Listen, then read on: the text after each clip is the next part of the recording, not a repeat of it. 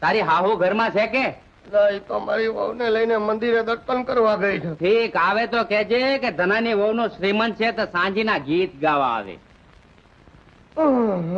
ઈલા એમાં નિહાકો કા નાખ્યો? અને આ કોટ નાખીને ગામમાં ઘોડા ભરાવા માંડ્યા. ના એ તો ખોબોય ખાલી છે. હોય, ઈ તો નસીબનો વાંક છે. ના ભાઈ ના, મારી હાહુનો વાંક છે. તારી હાહુનો? હા, ઈ સીધી હોત ને તો અટાણે ઘોડો શું ઓરડાય ભરાઈ ગયા હોત. હોય, એમાં અફસોસ કરીમાં. ભાઈ અફસોસ તો થાય ને. આ ગઢના જેટલા ચાકર મારી હારોહાર પરણ્યા હતા એ હંધાઈને ની આટાણે શ્રીમંતની હાંજીયું ગવાય છે. ઓલા ઓધાને ની આગળની, માધાને ની આગળની, સવાને ની આગળની, બાકી હતો તે આ ધનાને ની અગળની.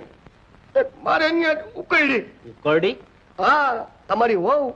લા, ઉકરડી તો કુંવારી દીકરીઓ ને કહેવાય કે જ્યાં હંધાઈ માગા નાખે. અને આ તારી વહુ તો તારી હારે પરણેલી છે. ભાઈ પરણેલી છે તોય ન છોડવી કાયાને